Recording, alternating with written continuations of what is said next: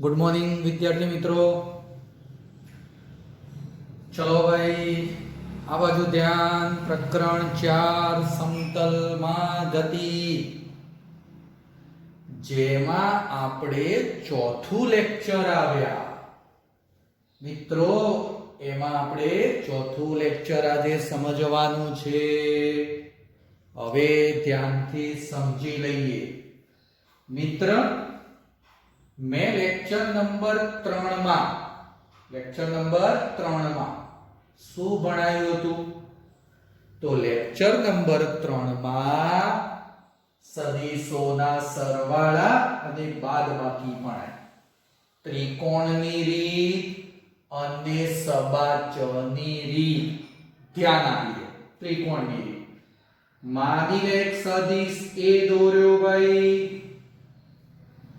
एना शीर्ष पर बीजो सदिश दोरी देवानो, बी सदिश अने पेलानो पूछ आ छेल्लानो शीर्ष एने जोड़तो आ सदिश मन शुं आपे? परिणामी सदिश आपे। अने आ परिणामी सदिश न कही दઉં R बराबर a plus b Mitra. R बराबर a प्लस b। આવી જ રીતે મિત્ર મેં સબાચની પણ ચર્ચા કરી હતી। સદિશોના સરવાળા માટે સબાચ, હા, સમાંતર બાજુ ચતુષ્કોણ। ઓકે, આ બધી બાબત મેં ગઈકાલે ભણાવી મિત્ર। એના પછી મેં ધનનો સમજાવતો હતો, ધનનો આના ઉપરથી જ ચલ આકૃતિ વ્યવસ્થિત દોરીએ ન તો આવી બનતી હતી। ધનનો એટલે નોટ। જો આ સદિશ એ દોરી દીધો, એના શીર્ષ ઉપર બી સદિશ દોર્યો તો અને આનું નામ આપી દીધું તું સદિશ સી। આર ની જગ્યાએ મિત્ર સદિશ સી। ચલો 3 બાબતો કઈ હતી? પહેલી બાબત સદિશ સી બરાબર a પ્લસ બી। जो भाई सदिश C बराबर a प्लस b आ पहली बाबत हती। ध्यानथी बोर्ड पर जो હું શું કહેવા માંગુ છું? બીજી બાબત કે જેમાં a ન કરતા બનાય। ચલ ભાઈ a ન કરતા બનાવીએ તો શું બને? b આ બાજુ આવી જાય, b આ બાજુ આવે તો શું લખાય? c minus b। कोई विद्यार्थी के साहब सी न बी न करता बनाइए। चलो भाई अब त्रीजा स्टेप में हूँ बी न करता बनाव। आमाती बी करता बनाव तो ए आ बाजू आओ तो सी माइनस ए बन।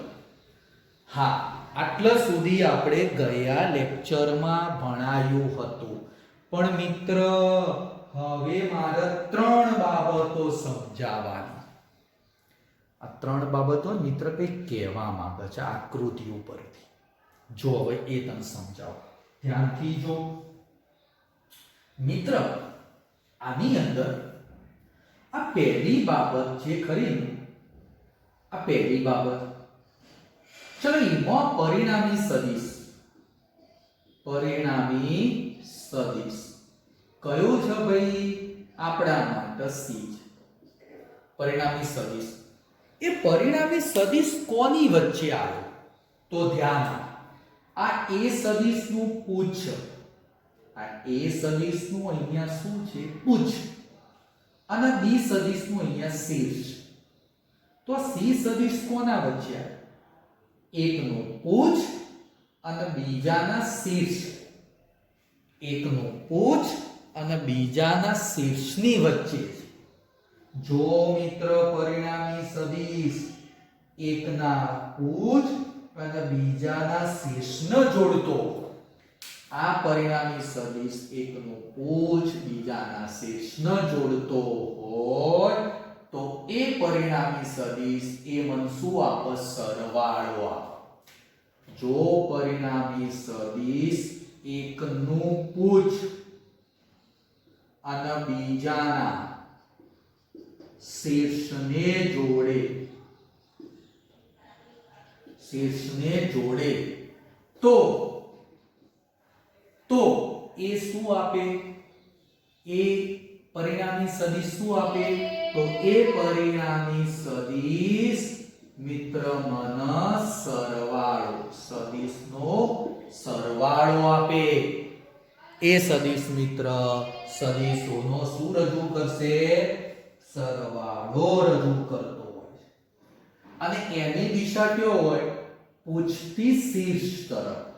એની દિશા પૂછથી શીર્ષ તરફની હોય. પૂછથી શીર્ષ તરફની હોય. આ સદિશ में C ની ચર્ચા કરી. હવે ચલો બીજી ઘટના. ચલો ભાઈ, પરિણામી સદિશ આ એ. બોલ ભાઈ, આ પરિણામી સદિશ એ કોની વચ્ચે છે? કયા બેની વચ્ચે છે? તો ધ્યાનથી જો, આ પરિણામી સદિશ એ C નું પૂછ અને B નું પૂછ, જો બંનેના પૂછની વચ્ચે હોય, જો પરિણામી સદિશ B નું પૂછ C ના પૂછની વચ્ચે હોય તો એ મને સરવાળો ના આપે. એ સદિશ મિત્ર મને બાદબાકી આપે. તો ધ્યાનથી જો, આ પરિણામી સદિશ બંને સદિશના પૂછની વચ્ચે હોય, બંને સદિશના પૂછ જો એની વચ્ચે છે તો એ મિત્ર મને શું આપે? બાદબાકી આપે. એ પરિણામી સદિશ બાદબાકી આપે. અને કોની બાદબાકી? કોની બાદબાકી? તો ધ્યાન આપ, આ સદિશ એ સદિશના પૂછ ઉપર કયો સદિશ છે? C. એ સદિશના પૂછ ઉપર આ C સદિશ છે અને શીર્ષ ઉપર B સદિશ.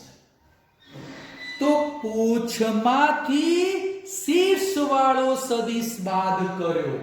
આ પૂછ વાળો સદિશ અને આ શીર્ષ વાળો સદિશ. એટલે કે પૂછમાંથી શીર્ષ વાળો સદિશ બાદ કરો. પૂછમાંથી શીર્ષ સદિશ બાદ કરવો. અહીંયા લખી દઉં છું ભાઈ, પૂછ વાળો સદિશ C હતો, એમાંથી આ મિત્ર શીર્ષ વાળો સદિશ બાદ કર્યો એટલે લખી દો પૂછમાંથી શીર્ષ વાળો સદિશ બાદ કરવો. ભાઈ ટૂંકમાં લખજો. ચલો એવી રીતે ત્રીજી ઘટના, આ પરિણામી સદિશ B.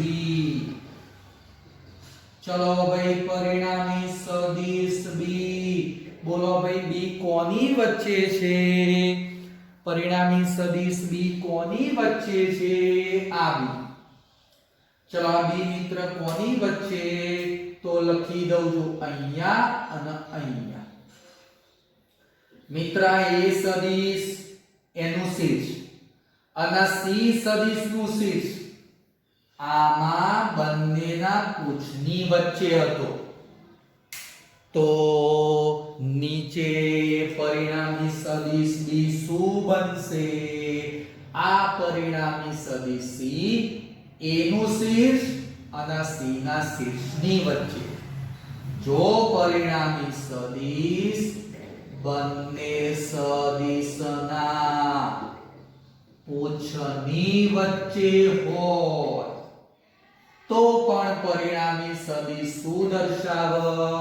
બાદબાકી દર્શાવે. બાદ બાકી આપે. બાદ બાકી જ આપશે. આ બી સદિશ મિત્ર મને શું આપ? એ અને સી ની બાદ બાકી આપ. પણ કયામાંથી કયો સદિશ બાદ થયો? આમાં પૂછમાંથી શીર્ષ વાળો બાદ. તો આમાં જો ઊંધું થશે. આ બી સદિશ નું પૂછ, તો પૂછ આગળ કયો સદિશ આવ્યો? એ અને શીર્ષ આગળ કયો સદિશ આવ્યો? આમાં પૂછમાંથી શીર્ષ બાદ કરો તો આમાં જો આ સી જ ભાઈ, તો સી વાળો સદિશ શીર્ષ ઉપર અને એમાંથી આ એ બાદ કરે તો એ સદિશ કયો હતો? પૂછ ઉપર. તો આમાં શીર્ષ વાળા સદિશમાંથી પૂછ વાળો સદિશ બાદ કરો. આમાં પૂછમાંથી શીર્ષ વાળો બાદ કરવાનો, તો આમાં શીર્ષમાંથી પૂછ વાળો સદિશ બાદ કરવો. આ બધી બાબત મિત્ર ચોપડીમાં નહીં આલી, પણ આ બધી બાબતો સમજવા જેવી છે. ચલ મિત્ર, હજી હું તને એક વસ્તુ કહી દઉં, ધ્યાનથી જો. જો મિત્ર સદિશનો બંધ ગાળો બને, નોંધ એક બીજી લખો.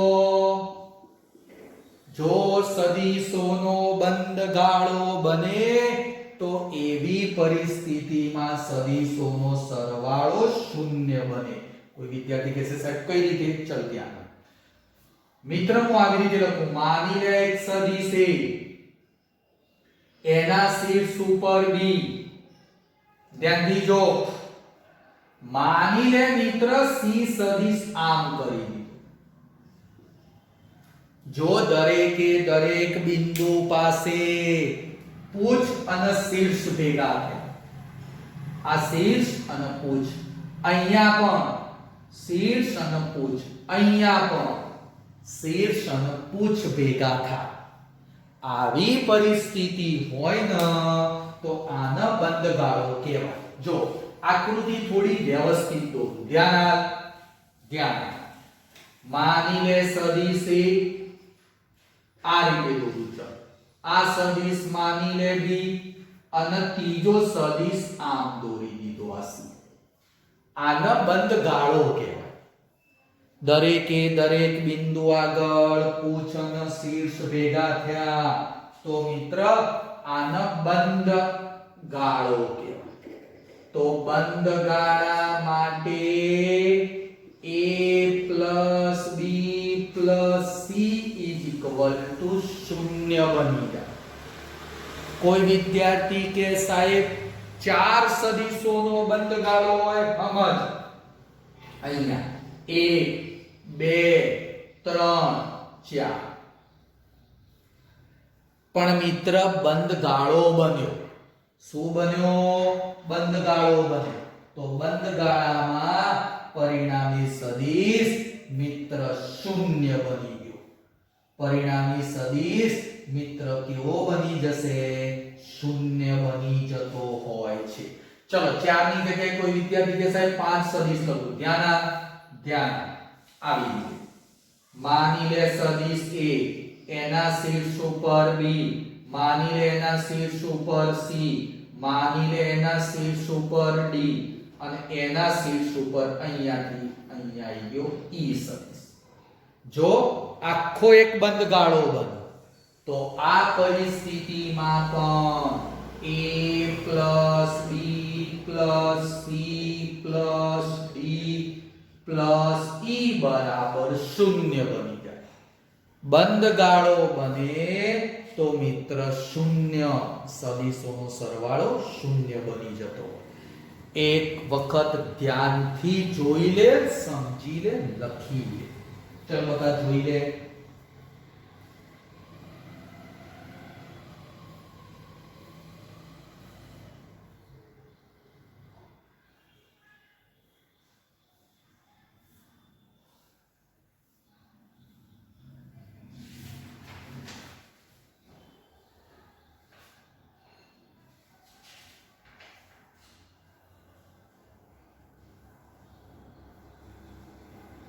ચલો બધા ખ્યાલ આવી જશે.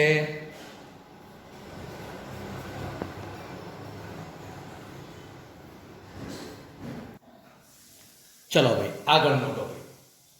મિત્ર સદીશો માટે સરવાળા માટે ક્રમનો નિયમ અને બાદબાકી માટે ક્રમનો નિયમ. ચલ ભાઈ ક્રમનો નિયમ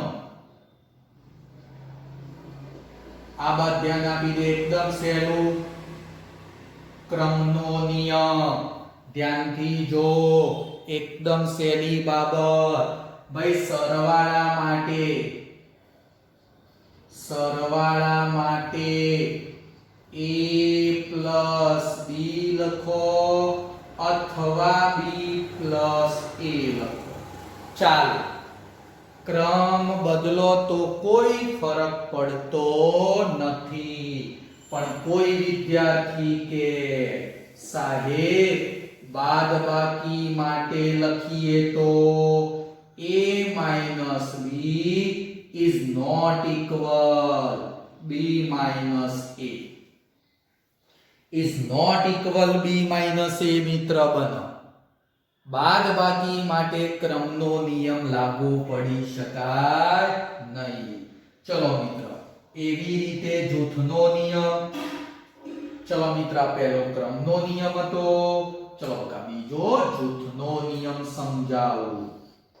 કયો નિયમ? જૂથનો નિયમ. અલગ નોટમાં આ બધું ઉતારવાનું. ભાઈ આ બધું ઉતારજો અલગ નોટમાં. ચલો મિત્ર જૂથનો નિયમ. જૂથના નિયમમાં પહેલાનું આ રીતે લખો a plus b plus c. જૂથ a plus b નું is equal to a plus b plus c. b અને c નું જૂથ. કોનું જૂથ? b અને c નું મિત્ર જૂથ છે. મિત્ર આ વસ્તુમાં સાબિત કરવી.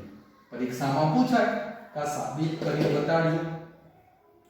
તો મિત્ર ધ્યાનથી જોજે હો, ધ્યાનથી જોજે. ઓ ભાઈ ધ્યાનથી જો, આ સાબિત કરું. માની લો મિત્ર એક સદિશ આપી દીધો a, આ બાજુ મિત્ર આપી દીધો ચલો સદિશ. આ બાદ ધ્યાન a અને b સદિશ મિત્ર મેં બોર્ડ ઉપર દોરેલા છે. તો ધ્યાનથી જો આ સદિશ કયો કયો?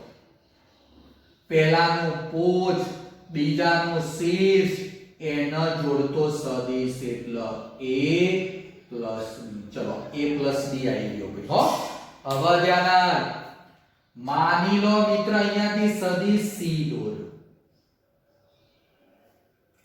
મિત્ર રેડ લાઈન જો, એના શીર્ષ ઉપરથી આ c સદિશ આવ્યો.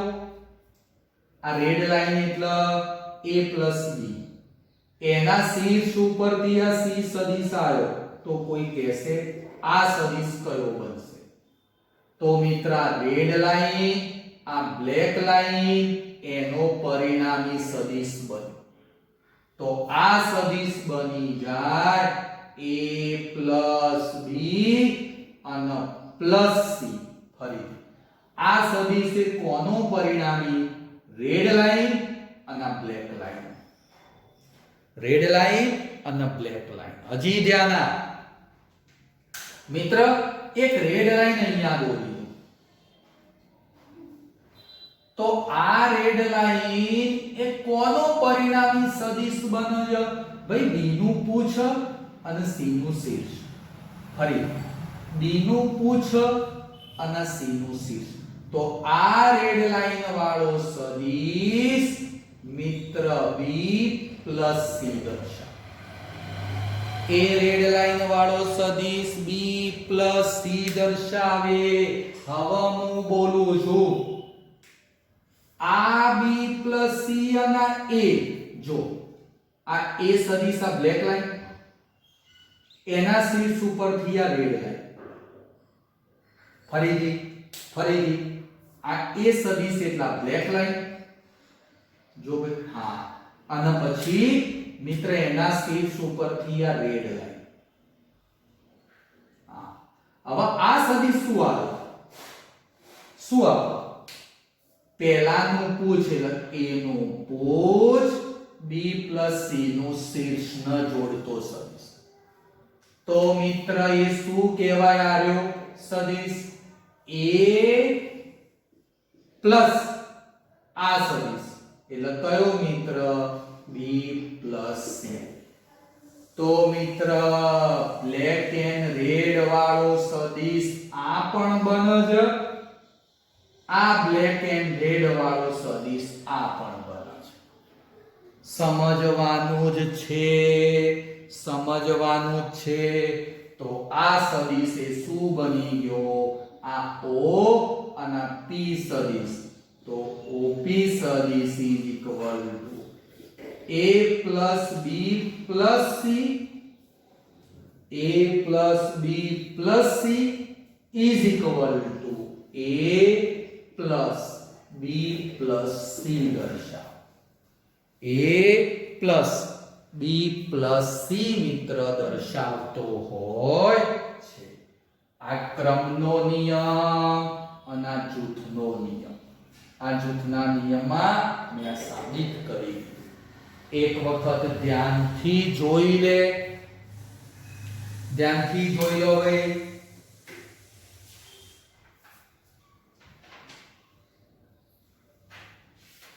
એક નજર ભાઈ બોર્ડ ઉપર ધ્યાનથી જોઈ લો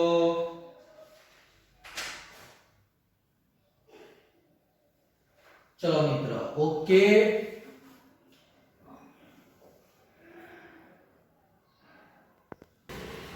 હા ચલો મિત્ર હવે એક નવો ટોપિક સમજાવું મોસ્ટ IMP સમજવાનો અને એનો ઉપયોગ 12મા ધોરણમાં મેક્સિમમ થશે અને એને કહેવાય છે એકમ સદિશ બધા અહીંયા ધ્યાન આપો હવે એકમ સદિશ બધા વિદ્યાર્થીઓ બોર્ડ ઉપર જુઓ એકમ સદિશના કઈ રીતે દર્શાવાય તો અમુક ચોપડીમાં એમ અને ઉપર ટોપી એને બોલવાનું કેરેટ એન કેરેટ અથવા બીજો શબ્દ બોલી દઉં યુ કેરેટ બે શબ્દો એન કેરેટ અથવા યુ કેરેટ વડે દર્શાવાય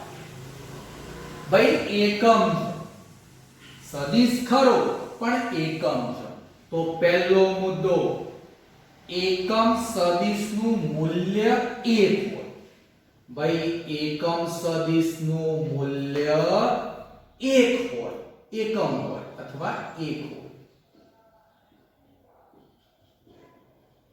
પહેલી બાબત એકમ સદિશનું મૂલ્ય 1 સમજવા મગજમાં ઉતારી દેજે એકમ સદિશનું મૂલ્ય 1 હોય અને બીજો શબ્દ આ એકમ સદિશનું મૂલ્ય 1 પણ સદિશ છે સદિશ હોય તો એની દિશા તો એકમ સદિશ મગજમાં ફિટ કર દે દિશા રજૂ કરે છે એકમ સદિશ મિત્ર શું રજૂ કરે દિશા રજૂ કરે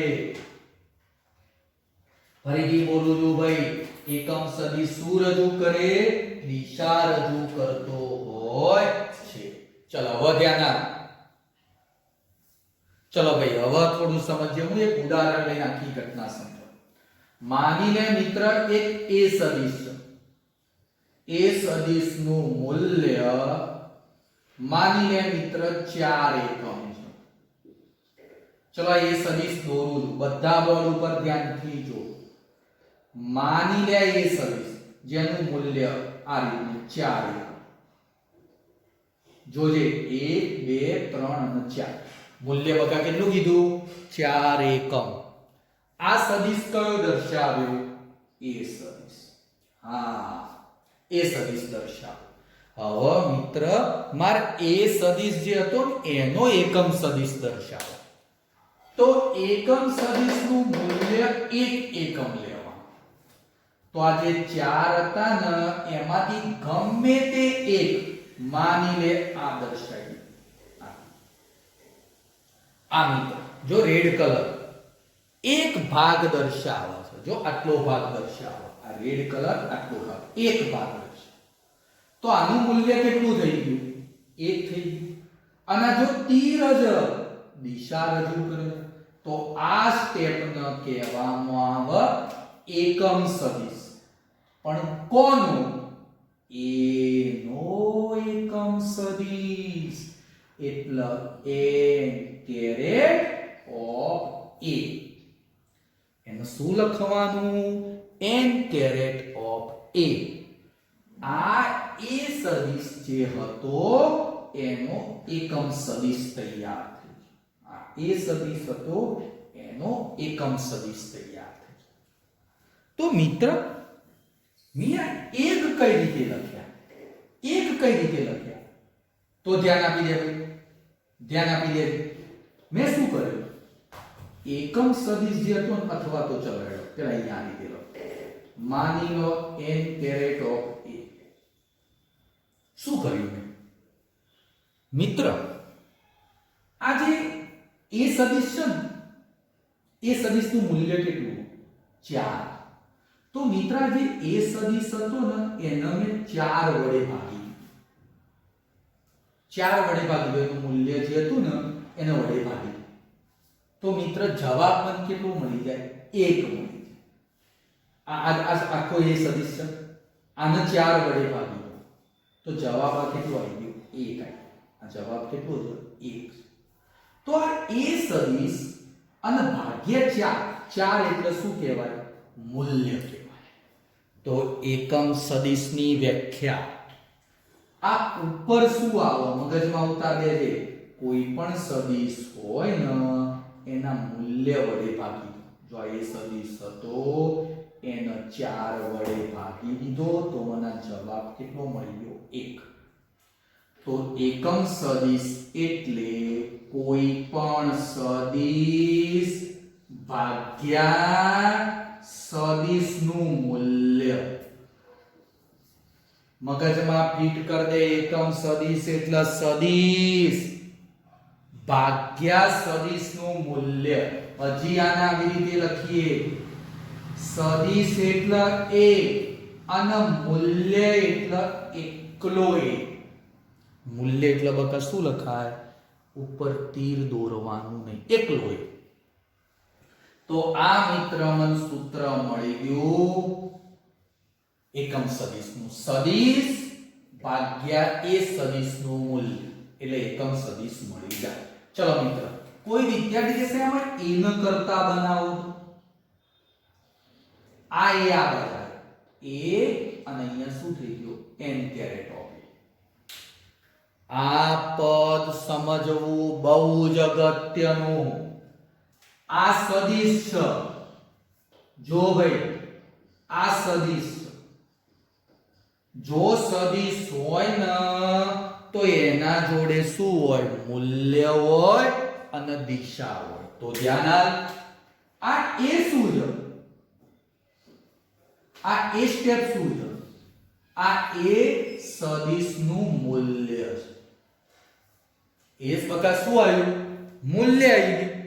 હા, અને n કેરેટ શું છે? જો અહીંયા થોડું આ રીતે લખવું, હવે થોડું દૂર લખવું એટલે ખ્યાલ આવે. ચલો આ શું છે? આ તો જો મિત્ર એકમ સદિશ શું દર્શાવે? દિશા. a ની દિશા અને n કેરેટ ની દિશા એક જ. તો મિત્ર આ સદિશનું મૂલ્ય આપ અને આ શું આપ? દિશા આપ. આ મિત્ર સદિશની દિશા. એટલે મૂલ્ય આવી જાય અને દિશા આવી જાય. એકમ સદિશ જો છેલ્લે દિશા દર્શાવે અને એના આગળ શું આવી ગયું? મૂલ્ય આવી ગયું. આ સ્ટેપ મગજમાં ઉતારી દે. પહેલો સદિશ આપો, બીજું મૂલ્ય આપો અને આ જે સ્ટેપ હોય એની શું આપો? દિશા આપો. ઓકે, હવે આગળ ધ્યાન. મિત્ર આ ગુણોત્તર થઈ ગયો. માની લે અહીંયા મીટર મૂકું તો ભાગ્યા મીટર, મીટર મીટર જતું રહે, એટલે એકમ સદિશના એકમ ના હોય. આમાં ધ્યાન આલો, એકમ રહિત છે. એકમ રહિત અને એકમ ના હોય ને તો પરિમાણે ના હોય. મગજમાં ઉતાર, એકમ સદિશ એકમ અને પરિમાણ રહિત હોય. પરીક્ષામાં પૂછાતું હોય છે કે ભાઈ એકમ સદિશ નો એકમ કયો? એકમ રહિત છે. હજી કોક કે સાહેબ આ બધું ખબર, અલ્યા બહુ ચક જો એકમ રહિત અને બીજો શબ્દ આખો લખ્યો પરિમાણ રહિત. એકમ સદિશ કેવો હોય? એકમ રહિત અને પરિમાણ રહિત. એકમ સદિશ નો બકા એકમ એ ના હોય અને પારિમાણિક સૂત્ર એ ના હોય. હજી ધ્યાન મિત્ર, મહત્વની બાબત આ અહીંયા જો આ મગજમાં ઉતારી દે મિત્ર. આ ત્રણ અક્ષો દોરી દીધી, x અક્ષ, y અક્ષ અને z અક્ષ. તમને ખબર છે મિત્ર ત્રણ અક્ષો? ખબર ખરી? તો ધ્યાન આપો. આ રીતે ત્રણ અક્ષો હોય, એક x અક્ષ, એક y અક્ષ અને એક z. z ઓમ દોરાય? જો હવામાં દોરી શકાય ના. એટલે આ જે z આમ ના દોરવાની, એને થોડી ત્રાસી દોરવાની. તો મિત્ર મેં ત્રણ અક્ષો દોરી. હવે ધ્યાન આપ, x અક્ષની દિશાનો એકમ સદિશ i કેરેટ. જો રેડ પેન થી લખ્યું, x અક્ષની દિશાનો એકમ સદિશ i કેરેટ, y અક્ષની દિશાનો એકમ સદિશ j કેરેટ. y અક્ષની દિશાનો એકમ સદિશ માં લખવાનો હોય તો j કેરેટ, અને z અક્ષની દિશાનો એકમ સદિશ k કેરેટ. z અક્ષની દિશાનો એકમ સદિશ k કેરેટ. x અક્ષ ઉપર i, y અક્ષ ઉપર j અને z અક્ષ ઉપર કોક કઈ j. i j અને કોક કઈ j. i j અને k. ફરીથી બોલું, i j કોક કઈ j, i j અને k. x અક્ષ હોય એટલે i કેરેટ, y અક્ષ હોય એટલે j કેરેટ અને z અક્ષ હોય એટલે k કેરેટ કહેવામાં આવતું હોય છે. યાદ રાખો. હવે ચલ બકા હું તને એક પ્રશ્ન કરું, આનો મતલબ મને સમજાય.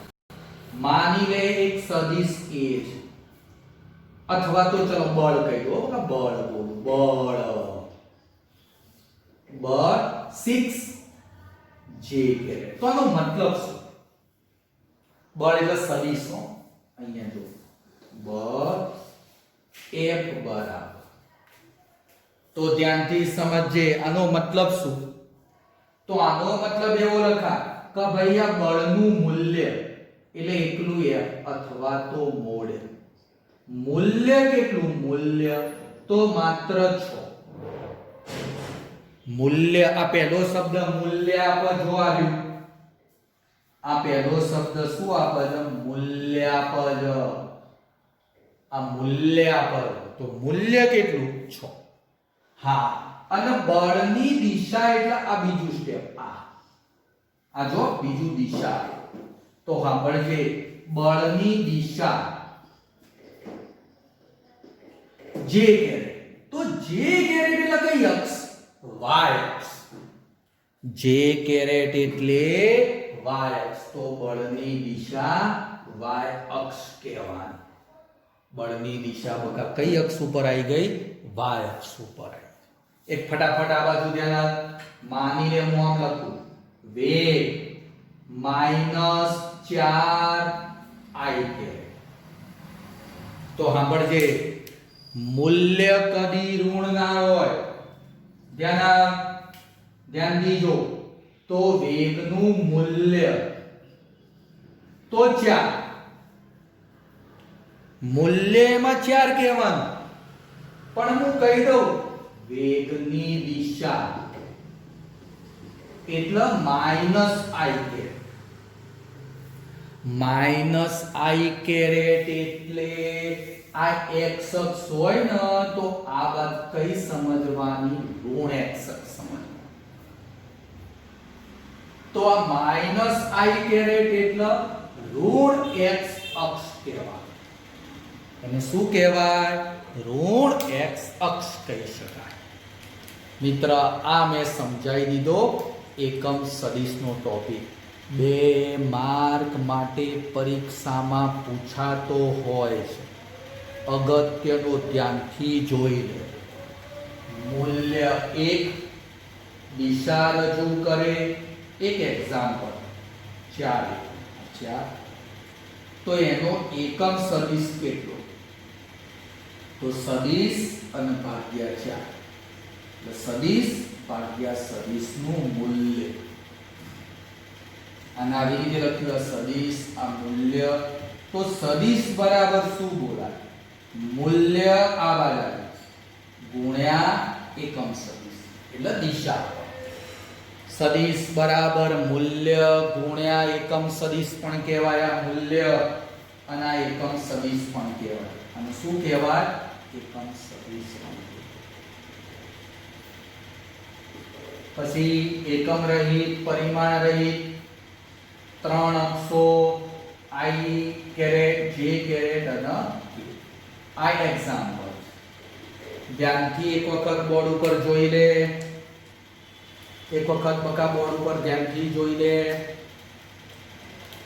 ઉતારી દે. અને આજે આટલો સુધી આપણે રાખીએ.